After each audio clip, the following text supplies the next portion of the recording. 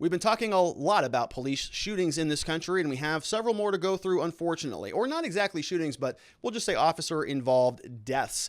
And this is becoming a trend. This is becoming a pattern. I think it's already been going on for a long time, but we are noticing that the media is reporting on this at a higher level, and that some of these situations seem to be sort of becoming more aggressive. And it's becoming this thing that we have to address, unfortunately. So we're going to talk about 3 cases today. We're going to start off with Andrew Brown Jr.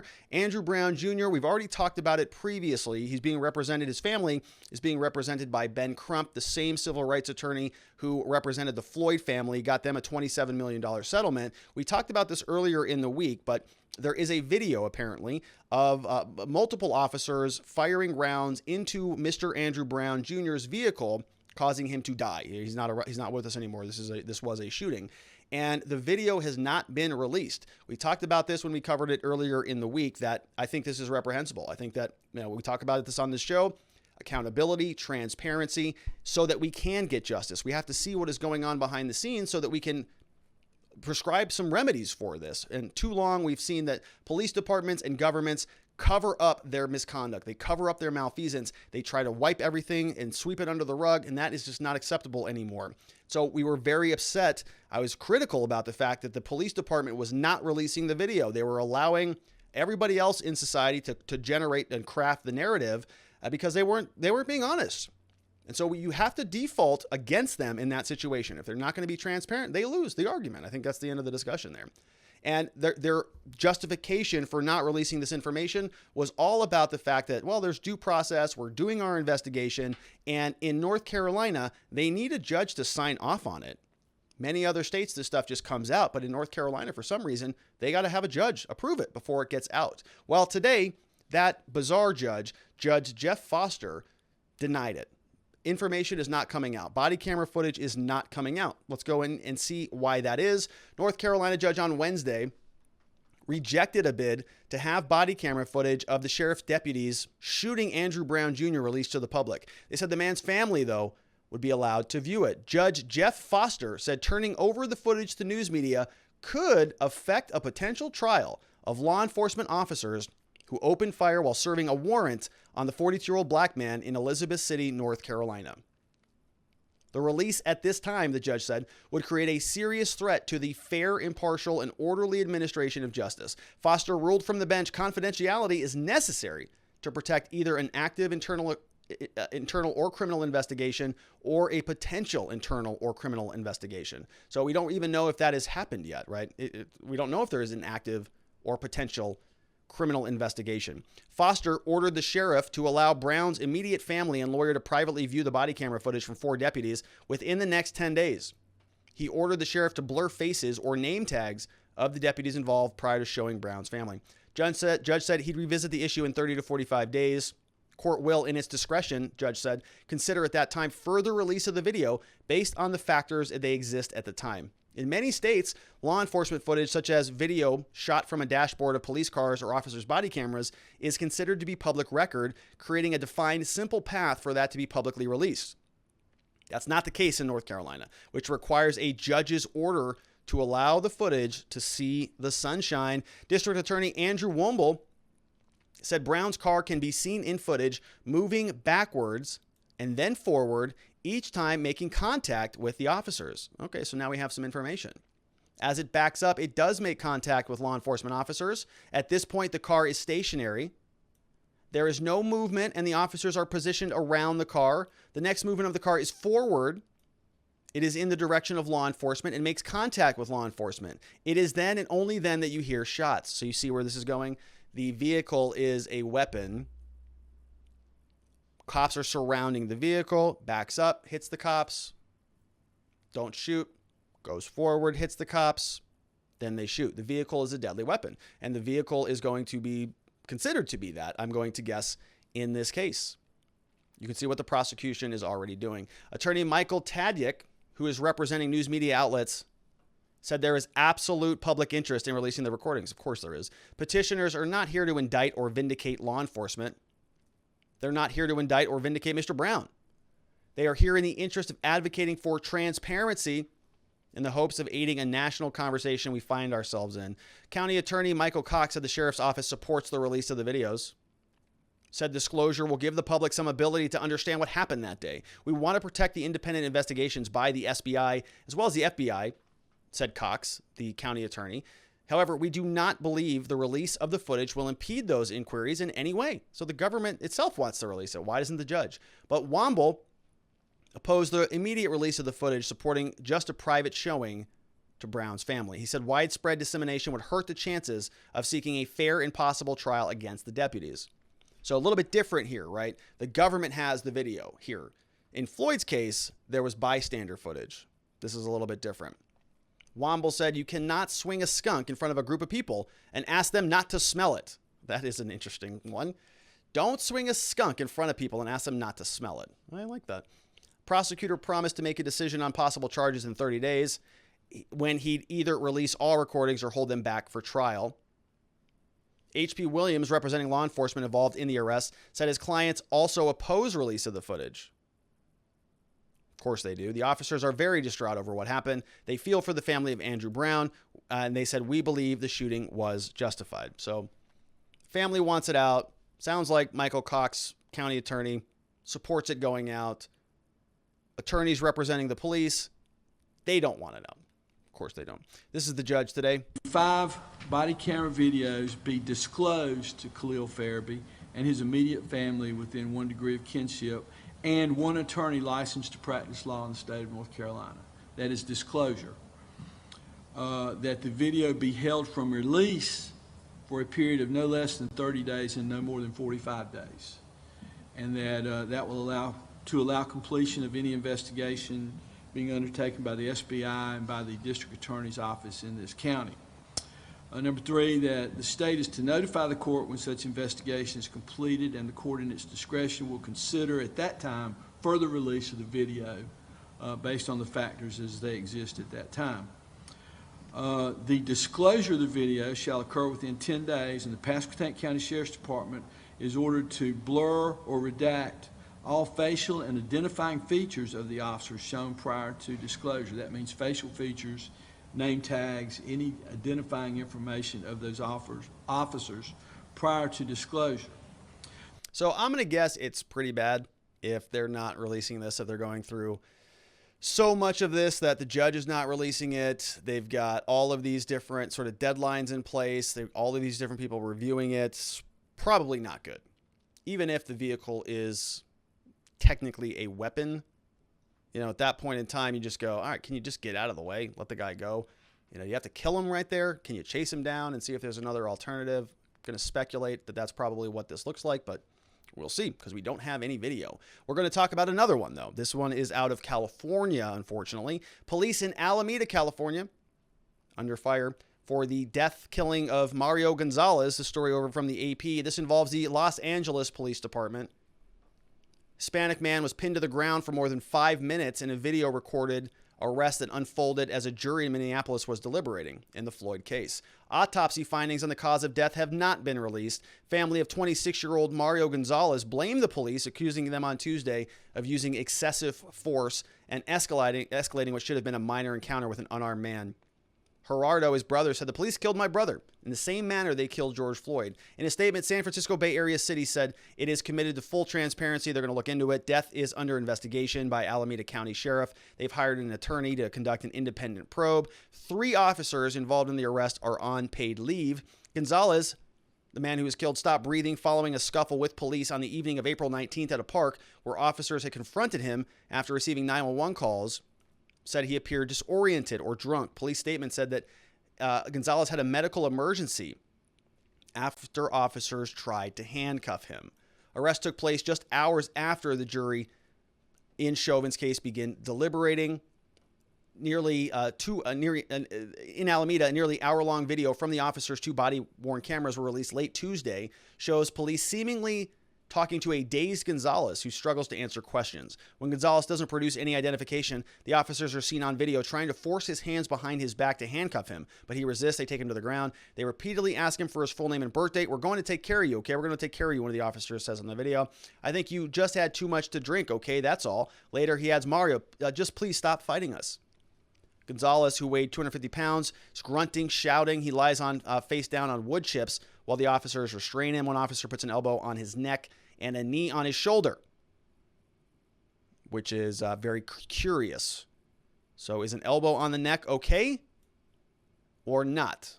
Is a knee on the neck okay or not? We know that's not, but what about the elbow? And what about the knee on the shoulder? Officer says he's lifting my whole body weight up at one point. One officer also appears to put a knee on his back and leaves it there for about 4 minutes as Gonzalez gasps for air. Says, I didn't do nothing, okay? Gonzalez's protests appear to weaken. After about 5 minutes, he loses consciousness. The exact same freaking case. Shortly before he stops breathing, one officer asks the other, think we can roll him on his side? The other answers, I don't want to lose what I got, man. Video shows officers rolling Gonzalez over and performing cardiopulmonary resuscitation. They are also seen administering at least 2 doses of Narcan, which is given to counteract opiates. He was pronounced dead at a hospital shortly thereafter. Police also made 2 public calls to dispatchers received about Gonzalez that prompted them to send officers to the park. One caller said he was kind of talking to himself and not making any sense. He said, I mean, he's not doing anything wrong. He's just scaring my wife, the caller said. Not doing anything wrong. Second man told the dispatcher that Gonzalez had 2 drugstore baskets with alcohol bottles and that it appeared he was breaking security tags off of them. Here he is. Gonzalez had a 4-year-old son, main caretaker of his 22-year-old brother who has autism. Jeffrey Alpert, professor of criminology at South Carolina and an expert on police use of force, said officers should have rolled him over as soon as they could. Keeping him on his stomach was probably the worst thing that could have happened. Once they're controlling him, as we learned from the Floyd trial with all those medical experts, the position or compression is deadly. Obviously, he's in some sort of medical crisis, but what's the goal? What are they trying to do with him? Was he a danger? So here he is. 2 officers coming upon him. You can see down here in the bottom corner, looks like, Walgreens basket or something, or CVS basket. Maybe that's full of alcohol. He's walking down. We have a little bit of a clip here from the body camera footage. Let's see what we've got. This is all coming back to me now. No, it's not that. Mario. It's okay. All right. We just got to figure out what's going on. All right. So we just get your cooperation real quick here. Damn, no wonder. Okay. There, I got it, man. No, don't Mario, put your hand behind your back, okay? Please. Okay. Please put your hand behind your back. There. Mario, Yes, there. put your hand behind your back. There, man. There. No, Mario, I didn't do nothing. There, I got it. Mario, please put your hand behind your back. Okay, please stop resisting us, okay? Don't fight us. Yeah, man. Well, it's not that. It's something else. Okay? Yeah. So you just got to relax. That's all. Please. Wait, sir. It's nothing. Yes, I didn't do nothing. Right? Sorry. Mario, Oh, man. No, not that. Mario, There. Sorry. It's not that. Please, stop. Mario, put your hand behind your back. Mario, put your hand behind your back. Oh, it wasn't that. I'm not there. You got it? You good? Oh my gosh, it's not that. It's not that. Here. Mario, put your hand behind your back. All right, so you see where that goes, right? We're not going to play the whole thing, but it starts to go sour at that point in time, right? And you can hear sort of a little bit of a different disposition here. The first instinct is when you read it, you want to just sort of go, I can't believe the officers did this again. Are you kidding me? We just watched what happened to George Floyd. We just went through a whole stinking trial. How could you possibly do something similar to that? Why is any joint going anywhere near a defendant's neck or back anywhere in this country? Might be something that you're saying. Well, the reality is you have to do that, right? You have to get physical with people who are not following commands. And in this situation, the officer was being very, very diplomatic, right? A little bit of a different tone than we got out of the Chauvin trial, which is a positive thing that I want to note. We just, in Chauvin's case with George Floyd, knocking on the car with, gun basically drawn. In this situation, the cop's like, look, Mario, please, man, please stop. Please stop resisting. You can almost, hear it in his voice. He's like trying to just make sure that they can, negotiate with this guy. And he's suffering a medical emergency, a mental health crisis, whatever you want to call it. We're going to learn more about this. This could have been an alcohol death. This could have been a drug overdose. This could have been a heart problem like in Floyd's case. We just don't know yet, but it is in the pipeline. So we'll learn more about that and continue to follow that story. And then we're going to change gears and go back across the country over to Chicago. We have another police shooting involving a guy by the name of Anthony Alvarez, 22 years old. And this story came over from Fox News. Newly released body camera footage shows Chicago police officer fatally shooting a 22-year-old man who was alleged to have a gun while running away from the cops late last month. So Chicago's Civilian Office of Police Accountability, called COPA, which we've talked about on the show, on Wednesday, they released dozens of police and third-party videos as well as a 911 call related to the shooting of Anthony Alvarez. This happened back on March 31st, so just about a month ago. One of the videos shows the officer ordering Alvarez to drop the gun twice as he chases behind him, allegedly firing 5 rounds. Alvarez appears to be running away from him at the time. Police video shows a firearm was found just feet away from Alvarez after he fell after being shot. Tactical officers from Chicago PD tried to stop and speak with Alvarez in the early morning hours of the Portoga Park out of COPA said on Wednesday. The tactical response report released with the video and audio footage indicates police were trying to conduct an investigatory stop at the time. Alvarez, who was, quote, familiar with the officers, fled as they approached. So here's a picture of the guy. Police said Alvarez, father of a 2-year-old, allegedly brandished a gun, which led to a confrontation with the police. Authorities posted a picture on social media of the weapon they said they found at the scene. Autopsy report from Cook County showed Alvarez died from multiple gunshot wounds. COPA recommended the officer who fired his weapon, quote, be relieved of police powers during the pendency of the investigation. And then during a subsequent press conference, police superintendent told reporters the officer had been placed on routine administrative leave for 30 days. On Wednesday, Mayor Lori Lightfoot and Alvarez's family, through attorneys, called for peace ahead of the video's release. And so this is the statement over from COPA. Now you're going to notice this. It's a little bit different, right? They wanted him on release and administrative leave, but now they're recommending that he is oh, no, this is the letter. Relieved of powers during the pendency of this investigation. So I'm sorry, I read that wrong. I thought they were canning this guy. They're not. For immediate release, COPA releases video and other materials. This is the press release. Today, the Civilian Office of Police Accountability released video and other materials of the officer involved shooting. Based on the information obtained, they're recommending that the officer who discharged his weapon be relieved of powers during the investigation. And they say Chicago PD tactical officers attempted to stop and speak with Mr. Anthony Alvarez, an individual familiar to the officers. Alvarez fled as officers approached, leading to a foot pursuit by the officers. During a brief foot pursuit, officers made verbal commands to drop the weapon. Then a Chicago police officer fired his weapon multiple times, fatally injuring Mr. Alvarez. Materials released today include the relevant body-worn footage, third-party video, blah, blah, blah. If you have any more information, contact us. All right. So sounds like he's running away. They shot him. I have always said that is not the right move, whether it's Rayshard Brooks or anybody. Somebody is fleeing. That's not a justification to shoot them. I'm sorry that you can't catch them, but you don't get to kill them. Now, it needs to be lethal force going back the other way. This is a Rayshard Brooks case. Remember what happened in that situation. He was asleep at the wheel. They stopped him for DUI. They knocked on his car. They pulled him out of the car. They were going to arrest him.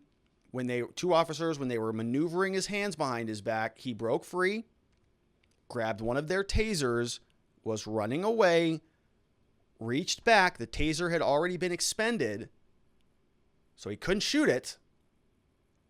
Officers said that was deadly force. They shot him, killed him. That case is still pending. Highly critical of that. It wasn't deadly force, in my opinion. It was an expended taser that couldn't even function anymore. They shot him as he was running away because they were embarrassed that they got embarrassed. So they executed him. Let's see if that looks like this one. Here is the next body camera footage. Hey, drop the gun! Drop the gun!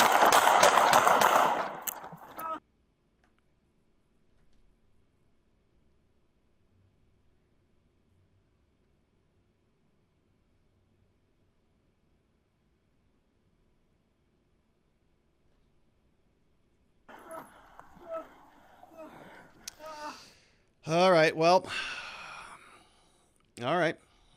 So he didn't die in that video. He's not dead right there. He dies later. So nobody died in that video, but that was the body camera footage. So you saw that, right? All right. Let's take a quick listen in and see what else we've got going on questions from locals.com. Says, as much as I hate, chairman of the board's in the house. What's up, chairman? Says, as much as I hate the fact that they haven't released the video, I have to admit, after watching the Chauvin trial in the months preceding it, I can't help but wonder if this judge is doing the right thing by waiting to release it. It's a valid point, chairman, right? Many people are going to be asking themselves this. Okay, like if you're going to automatically convict somebody, we're just not going to show you the stuff anymore. Courts are going to almost have to do that in order to protect the sanctity of the trial. Nadar Blasier says, I don't blame the judge after seeing what was done in Minneapolis with the footage. Only show a sliver of the video, get everyone outraged, release only other parts months down the line after people have already made up their minds, then use it in court to get an emotional conviction. Yeah. You're right, Nadar, right? This is going to be the response. Why wouldn't it be? We have Jeremy says, based on how the officers in the Floyd case were tried in the court of public opinion, I think the North Carolina judge could be protecting the officers in this case to only be investigated and tried by professionals. When the news and the public make it impossible for the officers to be tried fairly, they lose the privilege of viewing the evidence. So good point there, Jeremy. I mean, are more courts and judges going to be inclined to go this route? I don't like it. Okay, personally, because I default to accountability and transparency. That's sort of the motto here on the show. It's what I kind of live by. I want to see it because I don't like the fact that a lot of this stuff is sort of settled behind closed doors because it doesn't get settled. It gets swept under the rug. Public needs to see it so that we can hold these people accountable. But I also understand your perspective. What's a judge supposed to do here? So it's like the judge releases it. Then we criticize the judge for creating an environment that is not conducive to a fair and impartial trial. And if the judge doesn't release it, then we say, well, you're not being accountable. You're not being transparent. We want to see that stuff so that we can hold everybody accountable. Then when the judge does release it, we all get mad and we say, well, all right, well, that person doesn't deserve a trial. We should convict them without one. Rock hard place. Judges are right in the middle of it. NY Renal MD says, I'm confused. What role is the prosecutor performing if they are against releasing the video in North Carolina? Seems bizarre to me. Is that part of their legal role? Well, so their role is to determine whether or not to press charges. So they're going to review the video. They're going to decide whether they want to charge the officers in that shooting, and they can make that decision, right? They have discretion as to whether or not to charge a person. And so let's say they don't charge them. They say, we reviewed the evidence. We're not going to charge them. So now you can release the videos because it's not going to impact a trial against these officers because we're not going to charge them. I think that's why they brought that up. Hey, Rob, have you had a chance? This comes over from Quayne, says, have you had a chance to look at the New York State Rifle and Pistol Association versus Corlett? I have not. I have not taken a look at that one. Let's go ahead and write that down right now. Rifle, Pistol versus Corlett. I'm going to take a look at that. Just sent that over to Miss Faith. We're going to queue that one up. Good question, though. I like those cases. Next up, we've got Joy C. Beans. Says, hey, Rob, love the show. Thank you for the informative and educational input on a daily basis. Well, you're welcome, Joycey. Thank you for being here. On another note, I admire the vascularity on your arms. Oh, okay. Any specific exercises you can recommend for that? Thank you in advance. Greetings from Sicily. So, Miss Faith puts those as the last question in my slides because I don't know how to answer those things, and she likes to stump me at the end of the show. If you're talking about these babies, though, these puppies, yeah, I like to nudge those up a little bit. I don't like to bring them out on the show too much because that can be a little bit pompous. I don't want to be seen to be an egomaniac on my own YouTube channel, but I do like to lift weights. And so for my bicep days, I did that yesterday. I typically break my sets into my workout days into 4 days. I rotate them. So I do a push day, which is typically chest and tris on let's say on a Monday. I also do abs and a little bit of cardio on those days. Then on Tuesdays, I do, let's say on day 2, it's a back and bi day. So it's a lot of pull-ups, a lot of pull exercises. I actually have a whole worksheet that I wrote on this. I have a whole bunker plan. I'll post that over on Locals as soon as we get off here. So I'll share with you my bunker COVID exercise plan, stuff that I was doing with body weight. But day 2 is pull days. Day 3 are really shoulders, heavy abs, and then some cardio, which was today. And then day 4 are typically legs. And I will rotate those around every single day. So morning routines are always exercise before I come into the office. And that's part of my existence system, which you'll notice is right here. And so this is a part of my new course. One of the things that I do every day is I go down this list of my daily metrics where you see discipline equals freedom. And so today, of course, I worked out. So you'll notice I took my supplements as well. I sort of take I do take supplements, typically, they're BCAAs and NO2, and then I'll also take sort of a very low dose of creatine because I lift so much weights. I work out every day. So that's kind of a rough schedule there. For back and biceps days, if you want to build up these guns, make sure you get a permit for them. But they're dangerous puppies out there, boys. But what you're going to want to do is a lot of pull-ups, a lot of pull exercises. So pull-ups, strict pull-ups. I have two wrist grips, Versa grips that I'll do a lot of pull-ups on. If your wrists are going to fail out, a lot of pull-ups, wide grip, close grip. Then I'll also do close grip pull downs on the cables. I will do straight bar, lat pull downs. I'll do seated cable rows. And then I'll do biceps. So most of my biceps actually come from the backs, from the back exercises, because you're doing a lot of pulling, which is why I lump them both into the same day. So then on bicep days, I will also do, barbell curls. I'll do standing dumbbell curls. There is a Pure Strength machine that I really like that does biceps, sort of concentration curl biceps. Seated, I'll do cable curls, but that's about it. I mean, I really don't spend a lot of time on biceps. Most of it is sort of connected and comes from the back, really exercising the back. If you work a lot of the back, you're going to be pulling and pulling and pulling, and it's going to naturally work your biceps. So thanks, Joycey Beans, for letting me talk about that. I could talk about that stuff all day. I know a lot of people think that format is actually antiquated. I hear a lot of people criticize that 4-day split. They say, oh no, that's like the 1980s. That's like Arnold Schwarzenegger era, which is true. I mean, I grew up reading the modern encyclopedia, the Encyclopedia of Modern Bodybuilding by Arnold. I have it actually over there. And he talks a lot about sort of splitting it up into those types of days. But a lot of people today, they all talk about CrossFit, right? And it's just sort of a full body workout every day, confuse the body, change a bunch of stuff. You can do that. I've done that. I've done CrossFit for a long time. I think it's fine. I think it's good if you like to, if you like that, if you're more interested in some of the environment and the community around CrossFit. But when I go to the gym, it's kind of my sanctuary. It's kind of my special time. I like to be alone, listen to music. It's kind of meditative for me. But I created in COVID era a bunker gym exercise plan. It's on an Excel spreadsheet.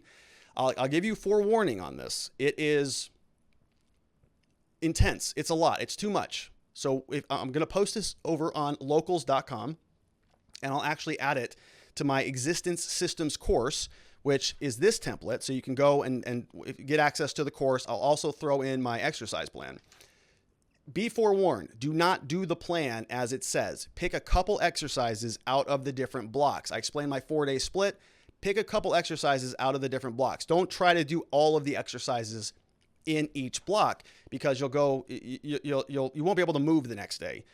Trust me. Okay. I've tried it. It's very intense. It's not meant to be exhaustive. It's meant for you to pick 2 or 3 or 4 or 5 exercises out of each particular day and then do those things. And if you have any questions about the exercises, just Google them. Just go right onto YouTube, take that exercise that's in my spreadsheet and plug it into YouTube, and you'll see what the exercise is. And most of this stuff was designed to do at home or with very limited gear. So when lockdown hit in Arizona, all of our gyms shut down. So I was fortunate enough that I had some space and a squat rack and a pulley where I was able to sort of cobble together some exercises. And so this plan was built around that. I had a pulley, I had a barbell, I had some dumbbells, I had a squat rack.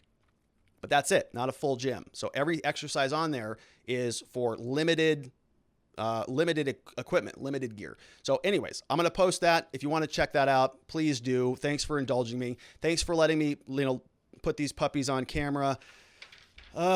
People hate when I do that. My mom, I kiss my biceps around people in my life. I'll give it a little kiss. I'll say, do you want to give it a little kiss too? You want to show some love over to this? Show me some love. Hate it. Everybody hates it. I have never done it one time and had somebody actually laugh at it. Never, not once.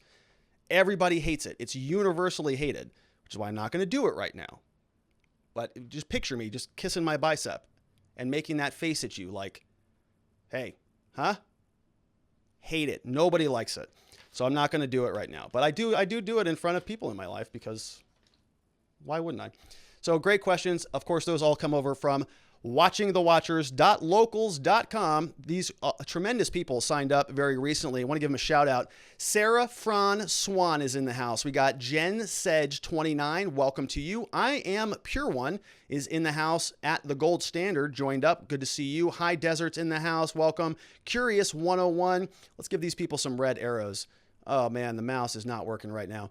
Keenan Maternay's in the house. We have Leroy TMD. Welcome to you. Tina Lou, good to see you. Stan's in the house. Chaskow Summer Account. We have Lebo 36 joined up. What's up, Frankie? We have Flying Wombat number 21's in the house. Little Panda Cubs here. And I think Little Panda, somebody thought that they were a Russian bot, but that's not real. Colby M is in here. We have Rick in Texas. What's up, Rick? Welcome. We have First Amendment who also joined up. We had some great questions who came in from all of you there on the screen. You know who you are.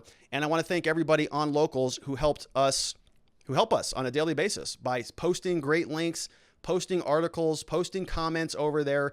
Today I posted that I'm going to be building a separate studio at my home. So if you notice right now, I'm currently at the office, but it's sometimes a little bit of a hurdle for me to, sort of travel in here on the weekends and evenings and things. And so I posted on Locals that we're going to be building a studio at my residence. I have a little corner where I'm going to tuck it all back in there, and I needed some help on buying a new computer. And so I went over to Locals, and lo and behold, some amazing people over there gave me some excellent advice. It was actually really, really helpful. So I pulled the trigger and made that decision. And so it's a community, right? And so I want to invite you as somebody who is a part of that community. If you need something, if you need help, if you want to share an idea or have some questions, it might be a forum where other people can help you with that, just like they helped me. It's a community where we can all support one another in the things that we're doing. And Ma Fox and iOnion and a lot of other people there gave me some good advice, said, buy that computer. It's a good one. So I did.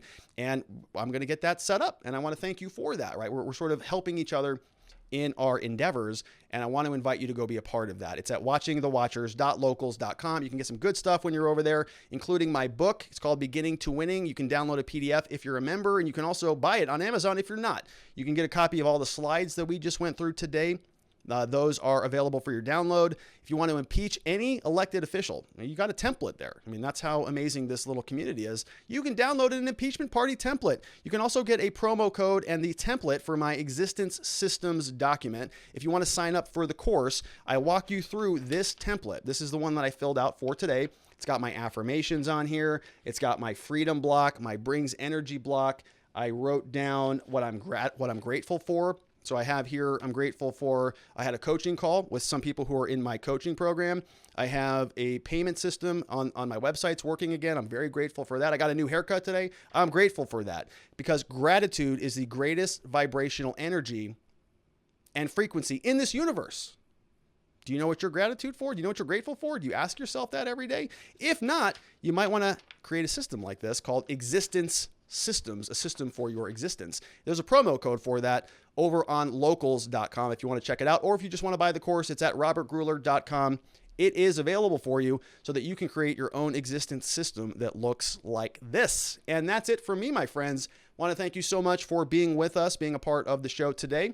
We're going to be back here, same time, same place tomorrow. Before we get out of here, last reminder, I am a criminal defense attorney here at the R&R Law Group. We're in Scottsdale, Arizona. We offer free case evaluations. We love to help good people who've been charged with crimes find safety, clarity, and hope in their cases and in their lives. We help people with DUIs, drug offenses, domestic violence. Anytime somebody's in trouble with the law, we can help. We can also help people clear up old records. So old cases that need a warrant quash. If you want to expunge a record, if you want to reapply so that you can restore your right to vote, possess a firearm, apply for federal benefits. Those are all amazing things. You deserve those same rights. We can help you get those back. So if you happen to know anybody in the state of Arizona who has been charged with a crime, we would be honored and humbled if you sent them our direction so that we could have the opportunity to help. We'll make sure they leave our office better than they found us, and we'd really appreciate your trusted referrals. That's it for me, everybody. I want to thank you so much once again for being here with us today. We're going to be back here same time, same place tomorrow. It's at 4 p.m. Arizona time, 5 p.m. Mountain, 6 p.m. Central, 7 p.m. out there on the East Coast. And for that one Florida man, everybody be well, sleep well, have a nice dinner. I'll see you right back here tomorrow. Bye-bye.